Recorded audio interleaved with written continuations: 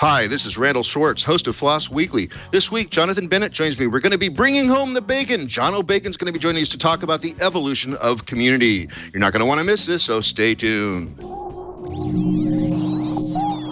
Netcasts you love. From people you trust. This is Twit. Bandwidth for Floss Weekly is provided by CacheFly at CacheFly.com.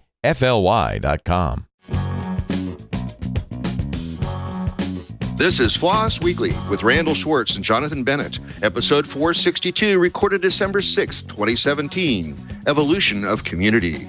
This episode of Floss Weekly is brought to you by Hover. Register a domain name with Hover and build your online brand today. Go to hover.com/twit and save 10% off your first purchase. And by Rocket Mortgage by Quicken Loans. Home plays a big role in your life. That's why Quicken Loans created Rocket Mortgage. It lets you apply simply and understand the entire mortgage process fully, so you can be confident that you're getting the right mortgage for you. Get started at rocketmortgage.com/floss. It's time for Floss Weekly, the show about free, libre, open source software. I am your host, Randall Schwartz, Merlin at Stonehenge.com, bringing you each week the movers, the shakers, the big projects, the little projects, projects you may be using every day and not aware of it, projects you might want to download right after this show and play with. Today is not a project. Today is more about a person, a very wonderful, good friend of mine, Jono Bacon. Jono's going to be joining us in just a few minutes to talk about the art of community and the evolution of community. So, Jono, here we go. Jono, oh, well, let's go. That's what I was trying to do next. Welcome back to the show, Jonathan. Hey, it's good to be here once again. Not on fire. I'm in the flyover state of Oklahoma. It has a benefit today of not being overtaken by a wildfire. Yeah, and I'm in Santa Monica, and the fire is just right over there. It's actually causing my eyes to burn and my throat to hurt and everything. So I may be going home quickly, not right after this show, but real soon. Maybe as early as Friday. I might be heading out of here just to keep from going crazy. Anyway, so as I was saying moments ago, Jono Bacon wrote a seminal book in 2007 called The Art of Community, and set up a whole practice and organization around it, started holding community leadership summits at various conferences, and has really, really been giving advice, learning about community, teaching about community. His biggest... Well, when I first met him, he was the community manager, community leader for the Ubuntu, which was really fascinating too. So he's had a lot of experience doing this. In fact, I could read his whole credits and it would take up about half the show. So I'm not going to do that. I'll let him say whatever he wants to say about himself. Jonathan, what do you know about Jono? I am familiar with him from having followed Floss Weekly way back in the day. It was Flossing with Bacon for a little while because Jono was hosting or co-hosting. I remember several episodes that he was involved in, so I've gotten to know him through that. Oh, yeah, I didn't even mention that he was also the co-host on this show, occasionally even subbing in for me. But that's back 9 years ago, when Leo was actually still the host and main producer. I've sort of taken over that role starting about, I think, 7 years ago, somewhere in there. It's been too long already. Anyway, we don't want to waste any of his precious time, so this episode of Floss Weekly is brought to you by Hover. What are you passionate about? Do you have an idea for a business? Are you launching a creative project? Buying a domain name is the first and biggest step to building your brand online. Hover has over 400 domain extensions to choose from to help you brand yourself. That's a lot of choices to help you find the perfect domain name.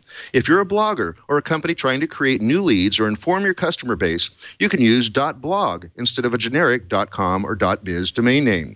By using .blog, you're telling everyone to expect impactful content about your topic or business rather than a generic homepage. Whatever your interest may be, Hover has an extension for you. .tech, .photo, .security. And you know what else is great about Hover? Best in class customer support and no upsells. The Hover Connect feature allows you to connect your domain name to any host or website builder with a few simple clicks. Personalized email that matches your domain and further supports your online identity. Show the online community who you are and what you're passionate about. Go to hover.com/twit and get 10% off your first purchase. That's hover.com/twit. And we thank Hover for their support of Floss Weekly. Now let's go ahead and bring on our very, very special guest, Jono Bacon. Jono, welcome back to the show. How you doing? It's good to be back. It's been a while.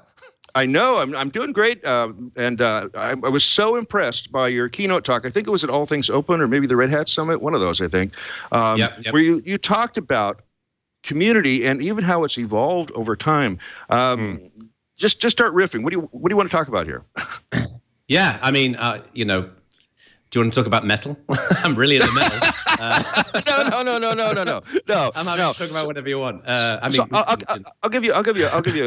actually give you a question here. Let's start with it this way. Okay. Oh, geez. You've been involved in community building now and teaching about community and actually doing it as your profession for many, many years now. And Right. the question I had to you right after you gave your keynote was, how has community changed in the time frame that you were doing this? Yeah. What's evolved? Yeah, I mean, I started out, getting interested in this in, I think, about 1998, and then which is when I got interested in Linux and open source. And I didn't really start working professionally until about 2002.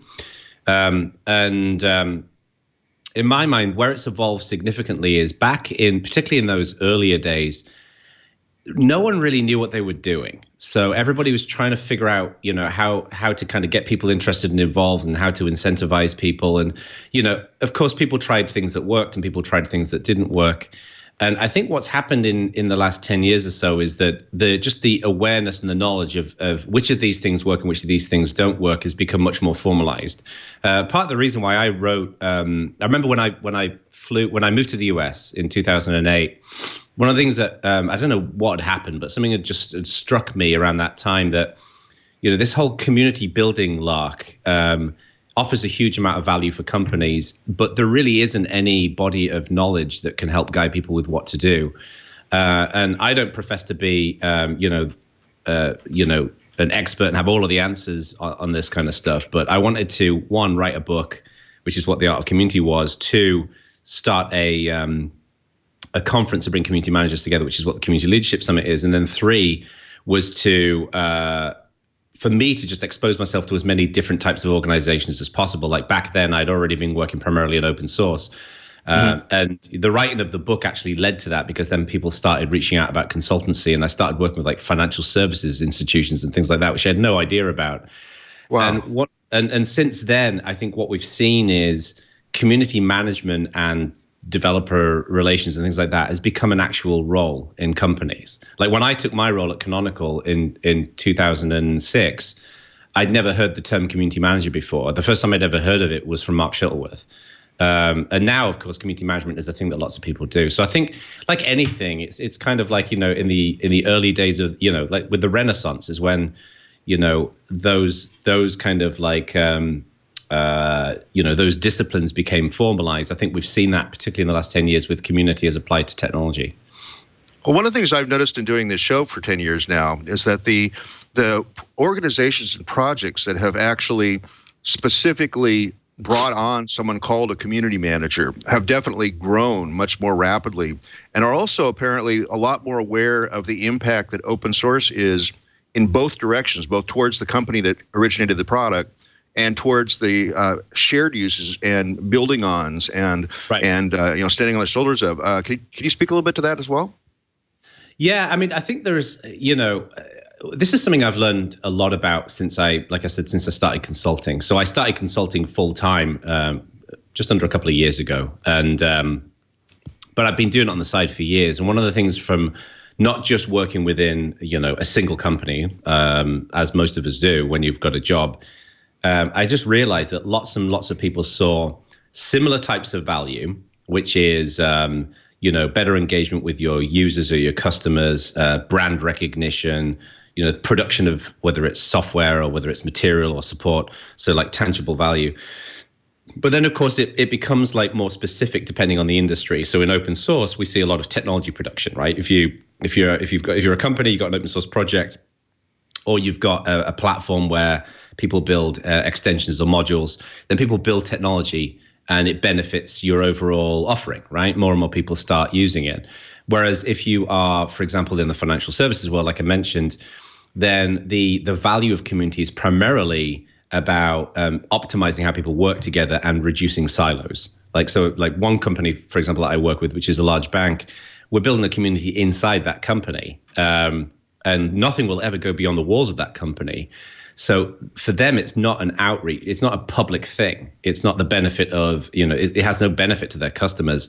that's all about helping the company to work as efficiently as possible, and community is a tool in accomplishing that. Because otherwise, if you don't do that, you basically get people stuck in their little, cubicles, locked in their silos, and then the left hand can't talk to the right hand. So to me, I see it in two layers. You've got that like underlying layer that basically applies to everybody, which frankly is sat on a lot of psychology. And increasingly in recent years, I've become a bit of a psychology buff. I'm by nowhere near as experienced as an actual, like someone, a student of psychology. But for me, psychology provides a real a set of guardrails or a scaffolding for understanding that layer. And then what sits on top of that, which is primarily the execution and the tactics piece, that's more specific to the different industries. So I see you've released a second edition of your Art of Community book. What things changed in how far apart was it? Like 8 years or so apart? No, the second edition actually came out a couple of years after the first edition. Oh, wow. It was, what it was the first edition was just me trying to document what was in my head. And I say at the beginning, like, I don't profess to have all the answers. This is just what I've learned. Sure. And one of the things I love about this, like a lot of things, is I learn something from people every single day. Like, it's a thrill understanding what works and what doesn't work. The second edition was basically stuff I'd learned in that 2-year period. I also added a bunch of interviews with people. So people who I respect. So, I'd included some content like that in the first edition. But in the second edition, I interviewed like Linus Torvalds, obviously creator of Linux, Martin Mycroft, who now runs HackerOne, but used to be the CEO of MySQL, Mike Shinoda, who's the one of the co-founders of the band Linkin Park, various other people. Just to kind of add a bit more kind of texture to that. I have to say, my book it's a bit of a blessing and a curse, because on one hand, a lot of people say, he wrote the book in community. And I like to say, well, he wrote a book in community. But one of the downsides of it is that it kind of like crystallizes your experience at that time. And the second edition came out in 2012, I think it was. Okay. So it's been 5 years. And I've learned so much in 5 years that some of that stuff that in the second edition, I'd probably take out, and I'd add a load of extra stuff. But then you got to find the time to write another edition. So, you'll know what I'm talking about, Randall. I mean, you've done this before. There's only so many nights and weekends. I mean, everybody keeps asking me, why don't I write another book? And I keep saying, because I don't want to keep working for minimum wage. I have other things to do, So because unless your name is Grisham or something, you're not going to make a living off of these things. Really, it'll get you into the door, but it never gets you a lot more money. Yeah. So, it's important, I think, to kind of burst the bubble of prospective authors from time to time. Like the amount of people who've said, I'm really thinking about writing a book about this, and I'll always say to them, like, and someone said this to me when I wrote my first book. I forget who it was, but they said, no matter how hard you think it is writing that book, it's going to be twice as hard. Yes, and take twice as long and more nights and weekends than you think. Yeah, it's crazy. So let's talk about one specific topic that I'm sure has really changed the landscape for community. Social media. How has social media impacted community? And that I mean both in the sense of how open source communities are furthered by social media, and even your commercial communities are furthered by social media and having a good social media presence. Can you talk to that a little bit? Yeah. Social media is interesting to me because I think a lot of people look at it as this lightning rod that will build a community for you. Like if you do social media right, then the hordes will show up, and that social media is this big, special, complicated thing that we should focus on. To me, it's a tool. It's nothing more than that.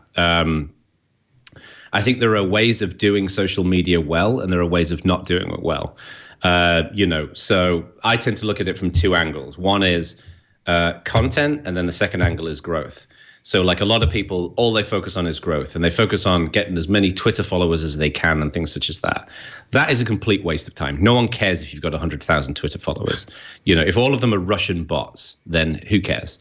What I care more about is what I would say are qualified followers. So if I'm building growth for a client, I'm focused on, I'd rather them have 100 people who actually care about what the company's doing than 100,000 people who are never reading that material. That's one of the reasons why a good way of looking at this is if someone follows you, they have 35,000 followers and they're following 35,000 people, then they are basically gaming the system. Like, that's how it works. If someone's got 35,000 followers and they've got 1,000 followers, then it's different. So I think it's got to be authentic, and that's tricky for big companies because like I worked with one company once. There was a tweet went through 6 to 10 rounds of review before it went out there, which is absolutely ridiculous. For 140 characters or now 200 and whatever it is. 280. Yeah, social media needs to be. It's like all communication. It needs to be human. It needs to be engaging, and it needs to be real. Like no one likes looking at corporate tweets, and there's this perception in the world that the bigger the company becomes, the more corporate company becomes, that their messaging has to become less flavorful and less interesting. And I think companies who buck that trend are the ones that people like to follow. That's one of the reasons why one of the people I'm a big fan of this is the CEO of T-Mobile, this guy called John Laguerre. And when he gives talks, he's cursing and effing and blading, Wow. And his view is, he says, I want to speak like my customers. My customers speak like this. My customers don't use the word enterprise in every sentence. I'm not suggesting that we do that in social media, but it's got to be real. From a content perspective, there's loads and loads of ways in which you can optimize it as well. One of the downsides I think a lot of people approach with social media is that more is more. So they just blast out stuff left, right, and center. And I think for personal accounts, that's fine. Like when someone takes a picture of their salad at Applebee's and puts it up on Twitter, no one cares. Like, literally no one cares, right? And people, if you'd start doing stuff like that as a company, they care less. In fact, it incenses people. Like, if I go and post a picture of my son and put it on Twitter, then my friends will say, that's cool. But if you do that, if you start posting minutia from a corporate account, then you actually end up driving people away. So it's a really delicate balance. But I think that's another thing that I think we're still figuring out. But the main thing that I would have, without sounding like a curmudgeon, is it's a tool. It's not. I don't even see it as necessarily like a significant tool. It's just one feather in the bow that we use. Hey, Jono, it's Jonathan. Great to finally meet you in person and talk to you. Yeah, likewise, John. I wanted to ask you. You seem to be focusing on this idea of established businesses that are growing a community. What about when you have a community that's established around an open source project, maybe one that's more to scratch someone's itch, that then is being used by a business later, or maybe even starting their own business? How does that change this idea of community? And how the community grows? It's a really good question, and I think it gets to the heart of the nuance with a lot of open source projects. I think one of the tricky things in the open source world is you get this situation where you've got open source projects, volunteer projects, where the output of those projects will be benefiting a commercial organization, or there may be people from a commercial organization feeding into that project and adding value to that project. And we had this a lot when I was at Canonical. You've got the company Canonical, who needs to sell stuff to stay in business, and then you've got the Ubuntu project. To me, one of the most important things to do here to get this balance right is to, and I know I keep using the word value, but I think that's where it fundamentally pans out, is to, when constructing the community, is to first of all define the personas of the people that you want involved in it. So you say, okay, well, we want developers, or we want documentation writers or translators, whatever it might be. And then for each of those individuals, you define what is the personal value that one of those contributors, a volunteer, will get out of participating in the community. And then separately, you define what is the value to the company that you want to derive from this. So the challenge with a lot of organizations who build communities is that they primarily look at it from the value that's driven for the company. So what happens then is you build a community that seems really interesting to the company, but no one really wants to join because it just doesn't offer enough interest or value for for the individual to participate. So defining those core drivers up front, I think, is valuable, and then leading to the tactics of how you do that. So, for example, if we understand that for an individual, a volunteer participating in an open source project, they want to write software that makes a difference, that's meaningful. They want to improve their own experience, and they want to have fun. Well, the very common elements with a lot of open source projects. If I was an organization who was investing in that community, either I run the community, I'm a participant, I'd want to make sure that my participation ultimately serves those areas. So I'd want to make sure that my engagement is really fun and loose in how I engage with other people in the community. I'd want to, as I participate, to be able to be as useful to other people in terms of how they can further their own experience and participation, such as code review or sharing tips and tricks or, mentoring or something like that.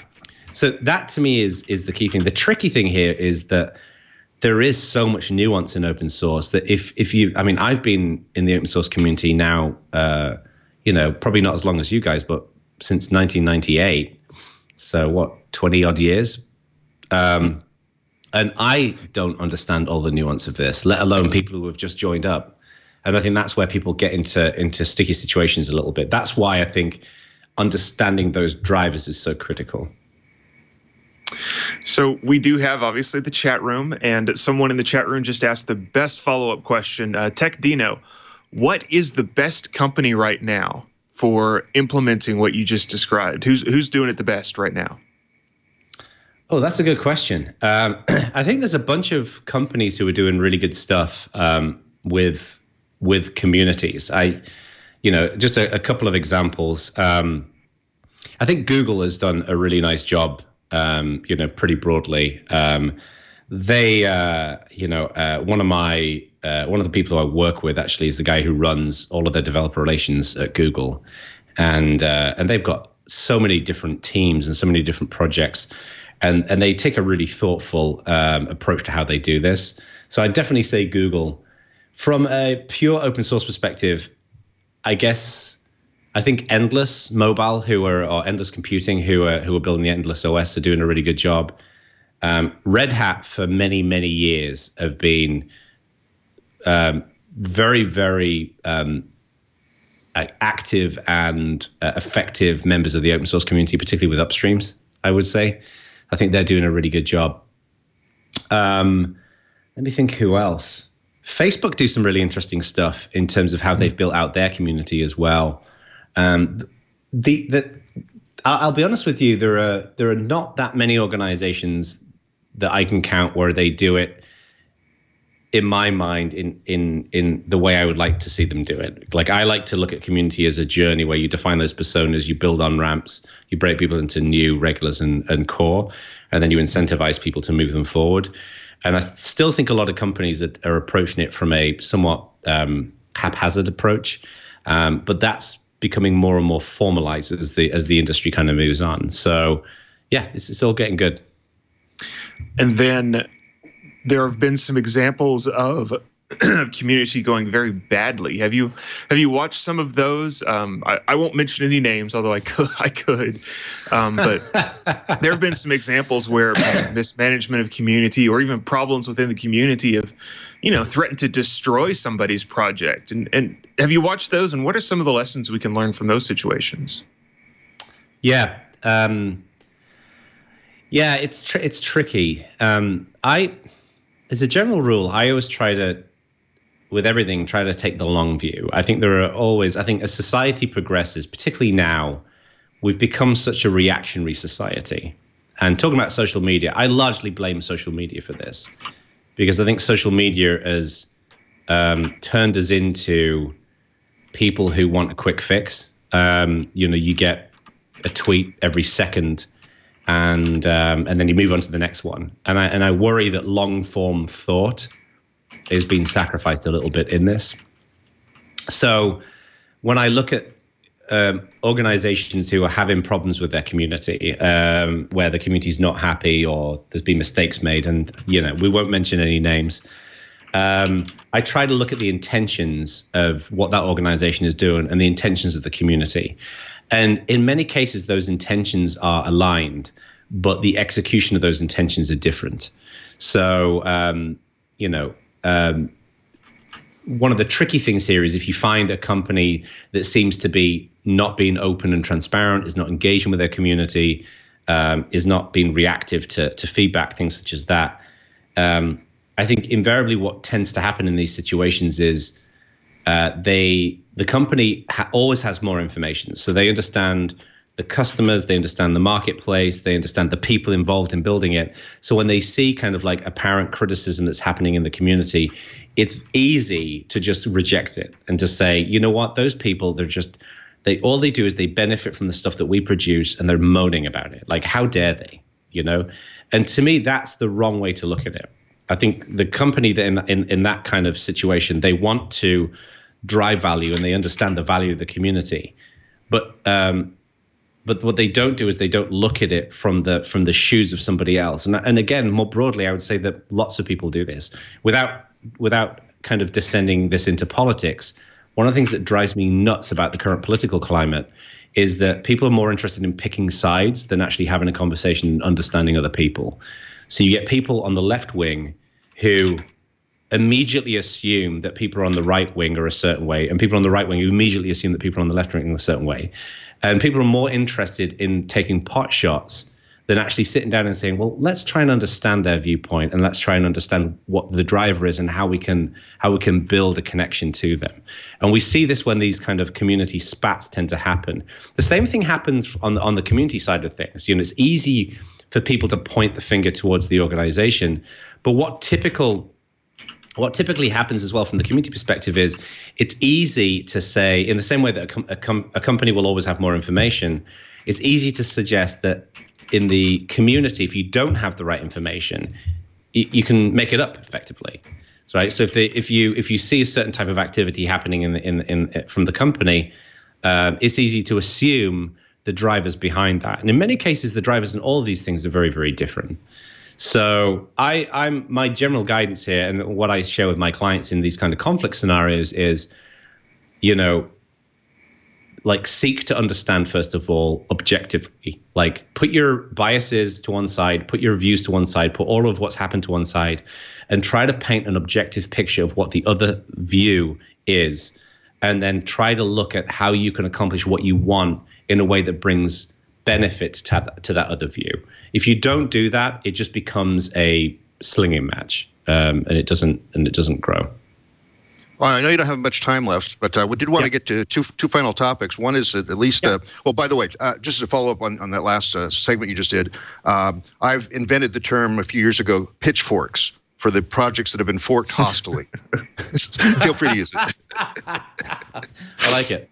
Yeah, and of course, we could rattle off about 20 between the two of us already, so I'm not going to do that. I'm not going to waste time doing that. But I do want to say, I found that our community book is a really good read. It's excellent in this area. And I just wanted you to be able to plug that it's actually available for free under a very liberal license online.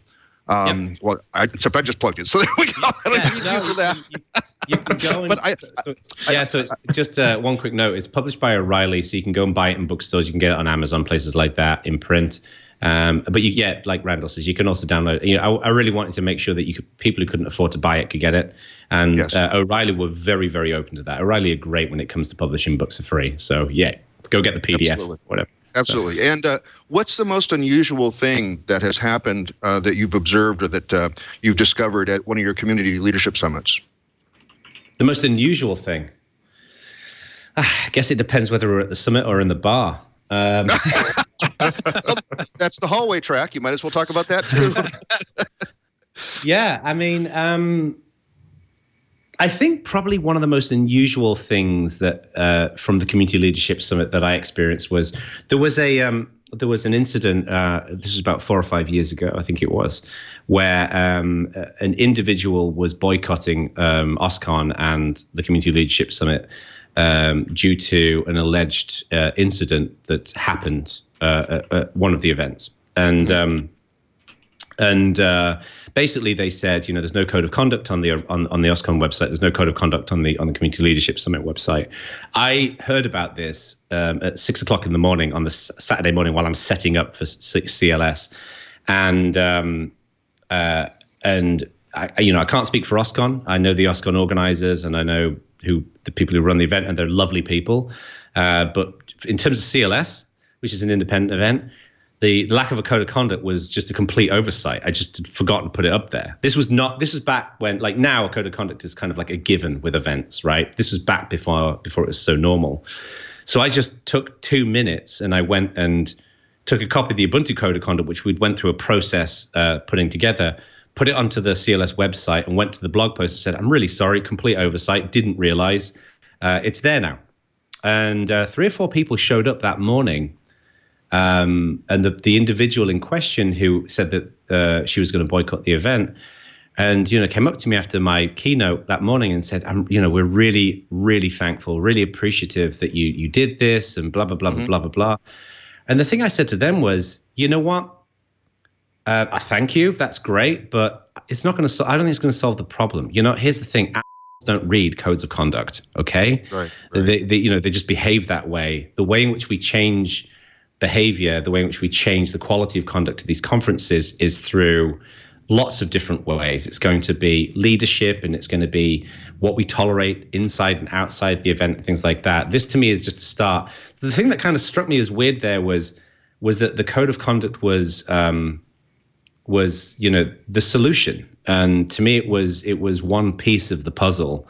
And that was just kind of a little odd to me at the time. That's probably the weirdest thing that we've ever had. CLS doesn't have a lot of weird stuff that happens, really. Well, we had one person get up and do geek stand-up comedy, which was weird, but she was quite funny. So it helps when they're funny. Yes, definitely. Yeah, she was good. She was very good. Yeah. And you've only got a couple minutes. Can you give us an overview of what happens at the CLS? Yeah, so basically it's an event where community managers from all kinds of different industries, but primarily open source, get together. For 2 days. It's complete. It's very informal. It's an unconference, so it's discussion sessions. We have a few keynotes in the morning. I do an intro. We have a few keynotes, and then we get off into sessions and have conversations. And we basically try to evolve the art of community management and leadership. And it happens before the OSCON event each year. I'm just finalizing the specifics with the event for 2018, so I'm hoping to announce that quite soon. It's completely free to attend. It was in Austin for the last 2 years, and every other year before that was in Portland. And we're back to Portland in 2018, which I'm really excited about. I love Austin, but Portland's like a second home for me. So, so that's it. Portland's our first home for me, so yes. John, you don't get to travel then. Yeah, I just get to drive down the street. That's going to be pretty simple. Or I'll take an Uber or something like that. Jono, I'm sorry we're running out of time. You have a hard out to take a call, but at least you can come on for a little while and talk about this. We could have gone on for another 2 hours talking about these topics. So maybe we'll have you on again in the near future. We'll have more time to kind of work through this. So thank you very much, Jono. Thank you. Thank you. Appreciate it, guys. Before we get a little further into the show, I do have another ad to read because this episode of Floss Weekly is brought to you by Rocket Mortgage by Quicken Loans. The mortgage experience wasn't keeping up with the times. It was dated and it needed a client-focused technological revolution. That's why Quicken Loans created Rocket Mortgage. Rocket Mortgage gives you the confidence you need when it comes to buying a home or refinancing your existing home loan. It's simple, allowing you to fully understand all the details and be confident you're getting the right mortgage for you. It's convenient. Their trusted partners allow you to share your financial information with Rocket Mortgage at the touch of a button. It's powerful. Whether you're looking to buy your first home or your 10th, Rocket Mortgage is able to perform thousands of calculations in seconds. Based on your income, assets, and credit, Rocket Mortgage can analyze all of the home loan options for which you qualify and find the ones that are just right for you. Rocket Mortgage by Quicken Loans. Apply simply, understand fully, mortgage confidently. To get started, go to rocketmortgage.com/floss. That's rocketmortgage.com/FLOSS. Equal housing lender, licensed in all 50 states, NMLS consumeraccess.org number 3030. And we thank Rocket Mortgage by Quicken Loans for their support of Floss Weekly. So let's talk a little bit about what we just talked about with Jono. So I really like that there was way more information that we could cover in the half hour we were able to have with him. But was there anything that stood out for you as we were doing the show? Sure. So there's a couple of interesting things. I mean, first off, we could talk about this for. I wish we'd had him for the next 30 minutes because there were some other things I really wanted to ask him about. But it's interesting to think about this idea of community and governance and how there's a bunch of different communities that do it differently. And so, you've got Ubuntu, who has, multiple people leading it and working. But then you have something like the Linux kernel that has one guy at the top, benevolent dictator for life. And I find it really interesting that there are these different ways to do community and to do a project, but yet, different communities have made it work. Randall, what are your thoughts as far as these different ways of doing community? What have you seen that, works well, doesn't work? Well, in the 10 years I've been doing FLOSS Weekly, one of the things I've seen is lots and lots of different models of how typically it's a product-driven business that now wants to say we're open source.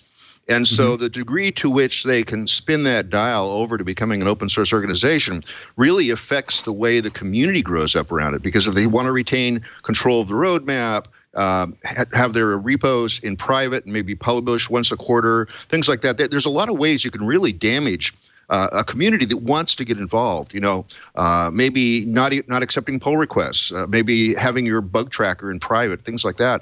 A lot of these just don't work when you're trying to build community. The community needs to be able to participate.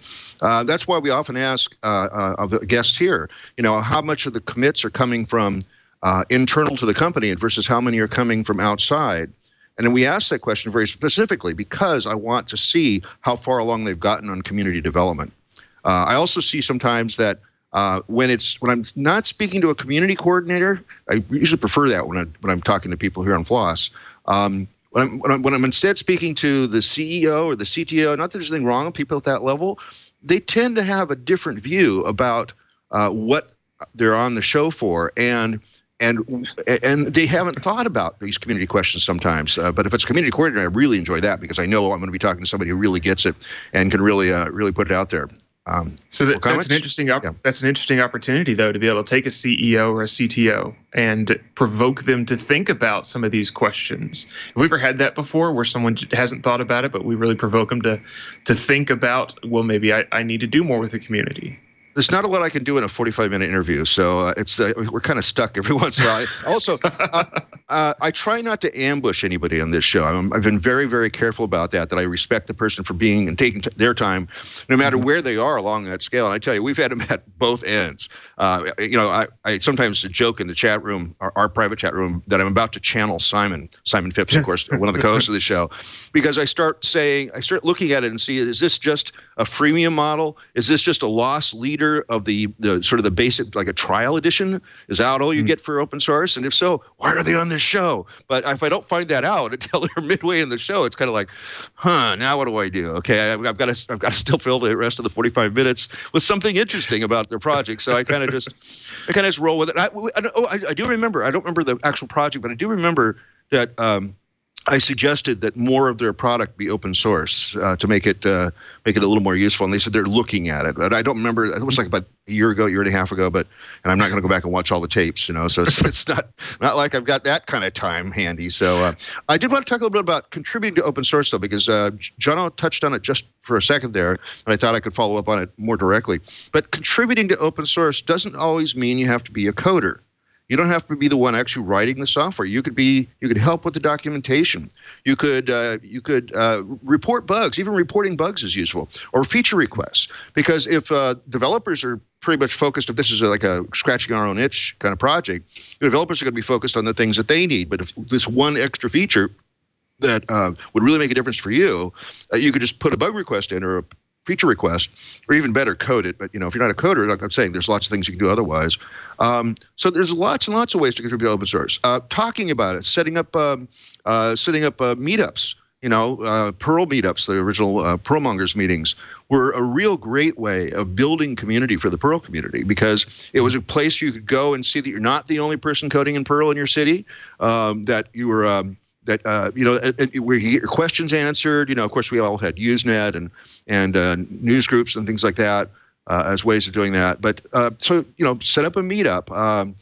Contribute bug reports, contribute pull requests. If you have the ability to translate to another language, contribute translations of the documentation especially, but also the product itself probably. Just a thought on bug reports. Open source programmers, almost as a rule, hate having buggy code.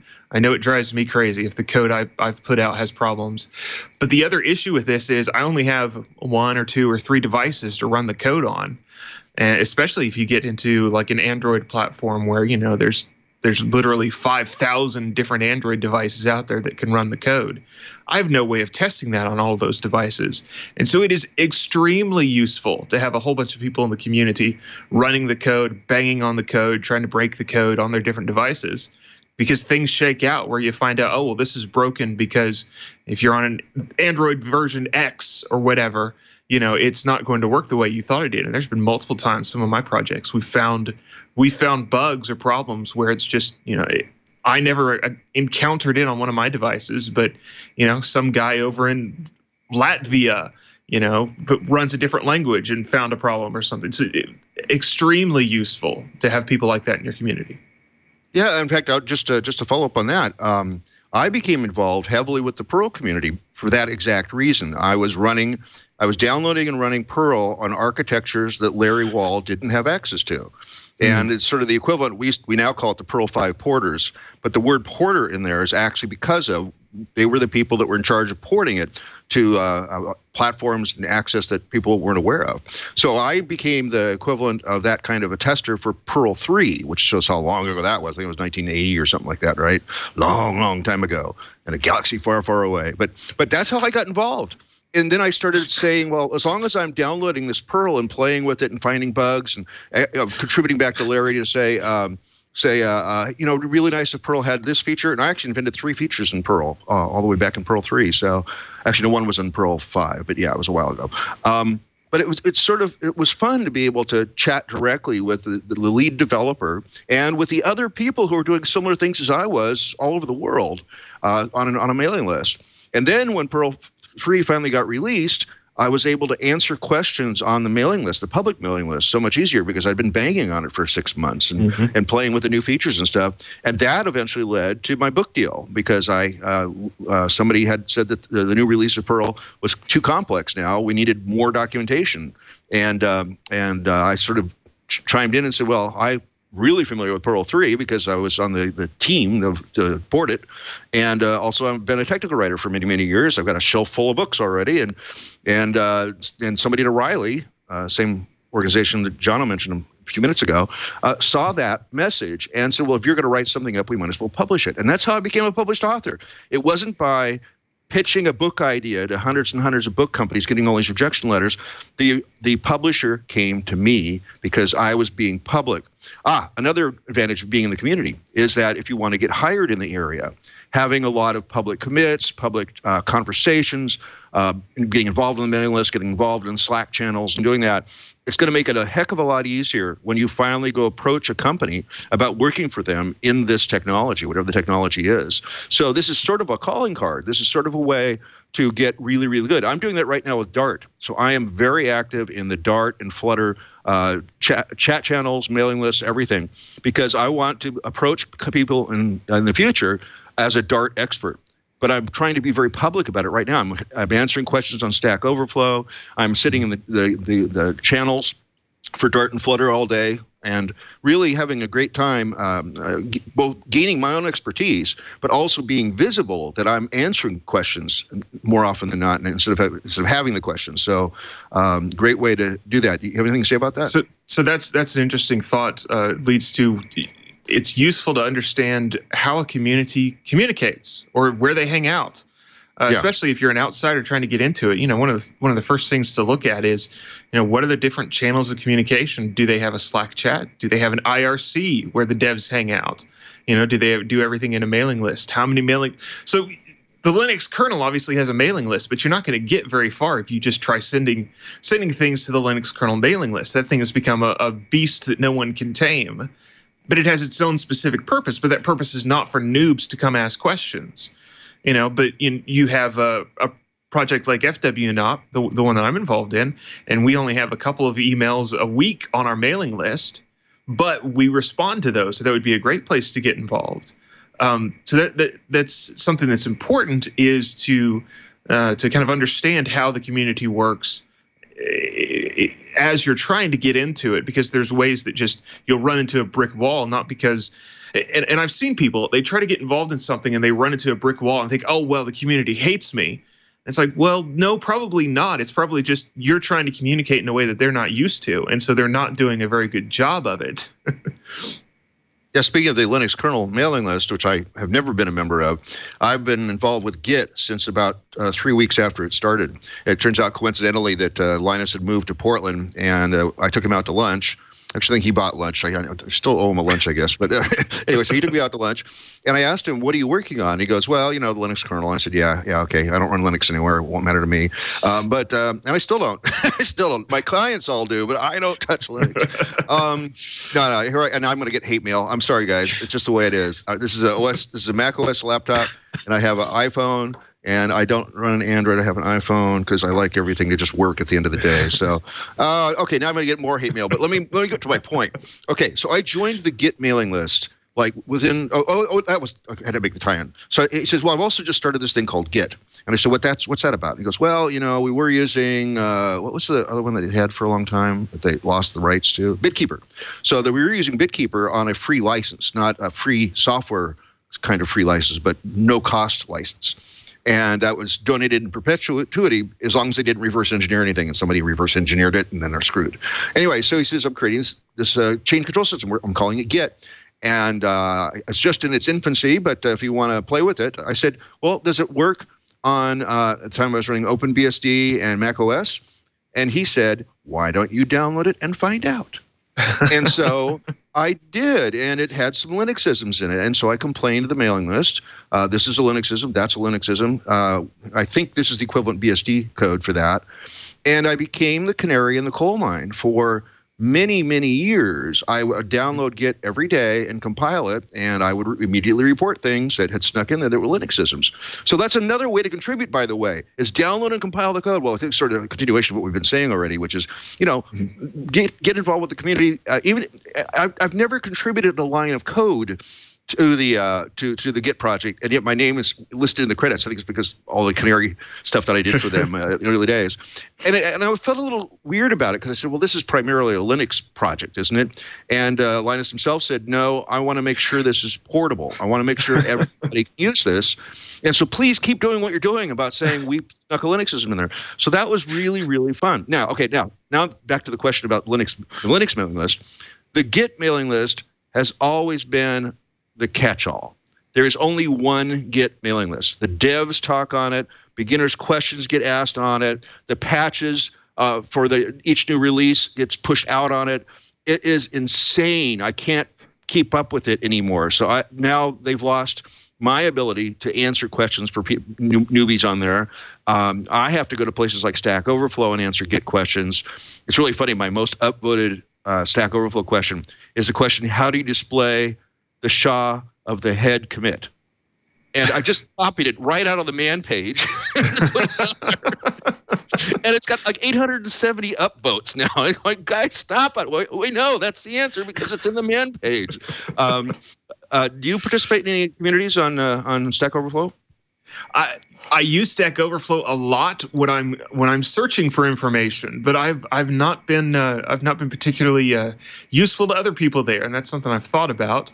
I will occasionally answer questions in some other forums, on IRC, but Stack Overflow is not one of the places I've done a whole lot with. Well, what I do is I take my topics and you can publish, or you can get an RSS feed for that keyword, and I drop that into my RSS reader. And so I read through the questions that way real quickly. And if there's anything that looks like a question that I can answer, I immediately I pipe through to the actual Stack Overflow and see if it's got a good answer already. And if it doesn't, then I'll contribute my answers. That's how I get a lot of opportunity to interact that way. So keep in mind you can do that. That's super interesting.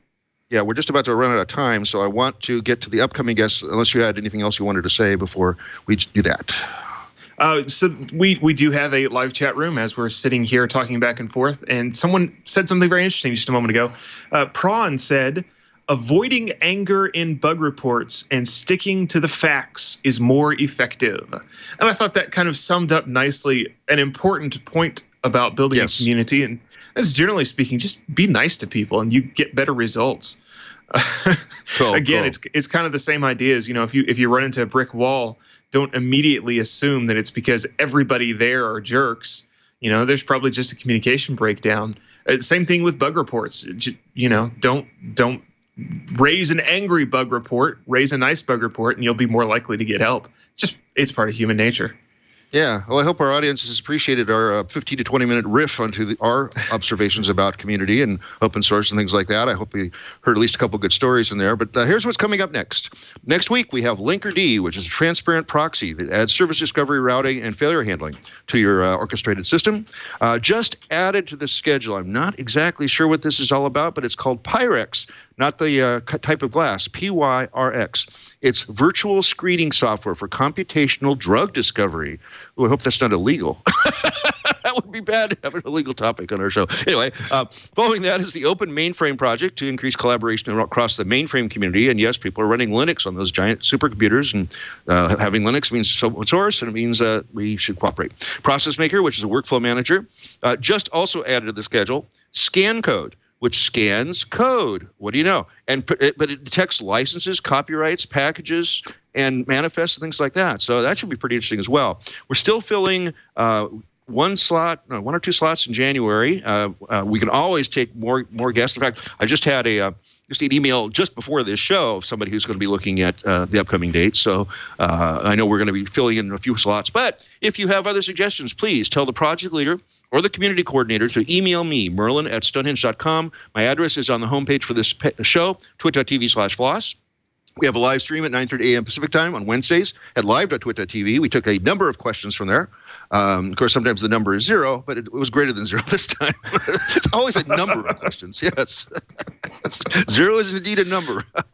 Once I discovered that, I was chuckling at that. Yes, as every C programmer has baked into their brain, yes, 0 is an important number. Yes. Perl as well. Perl starts at 0 as well. So you can follow us at Floss Weekly on Google Plus and at Floss Weekly on Twitter. You can follow me at Randall L. Schwartz on Google Plus and at Merlin on Twitter, MERLYN. I have a message I have to read. It's still before the end of the year, coming from the Home Office. The Home Office says, what are your favorite segments, shows, or moments on Twit this year? We are putting together our best of episodes and want your help. Head over to twit.tv/bestof, BESTOF. Fill out the form with whatever information you remember and be a part of making these special shows that will air the week between Christmas and New Year's. And that lets me take the week between Christmas and New Year's off, which is very nice. And as I said last week, I did buy a pair of Jewel Bots, but they haven't gotten to me yet. I think they're actually sitting in Portland right now. So I just have to getting home from this trip, which I will in a week and a half. I'm going to make the Bluetooth talk to my laptop and see what else I can program in, and finally program in C++, as much as I hate that. So that's just like. Anything you want to plug there, Jonathan? Sure. So I mentioned I talk about the Project FWNOP, which is basically a way to do really secure firewalls and then maintain access through those firewalls without giving everyone access. And we are kind of playing with the idea of trying to do a software as a service offering. And so if that's something anyone is interested in, maybe protecting legacy hardware that, for instance, you can only telnet into, but you don't want the entire world to be able to try to telnet into, hit me up, either JP_Bennett on Twitter or jbennett@cypherdyne.com. And let me know if that's something you're interested in. We're kind of in the exploratory phase of putting that together. Some feedback would be great. Trying to build a community around the idea, as we've been talking about. Yes. Well, very appropriate for this show then. Awesome. Yes. And Jonathan, thanks once again for being our co-host. You're frequently here and frequently appreciated. So I'm glad you got to do it today. Wait, I'm not always appreciated when I'm here? Did I break that one again? I apparently they let anybody do this show because you don't have to know English at all. It's all in binary in my head. It must be it. And Jonathan, always appreciated when you're here. There you go. Is that closer? Yes, that's much better. But we don't appreciate you if you don't show up. No, just kidding. Now that's even worse. I'm going to stop there. Stop putting my foot in my mouth. And of course, thanks again, Jonathan. We'll see you all again next week on Floss Weekly.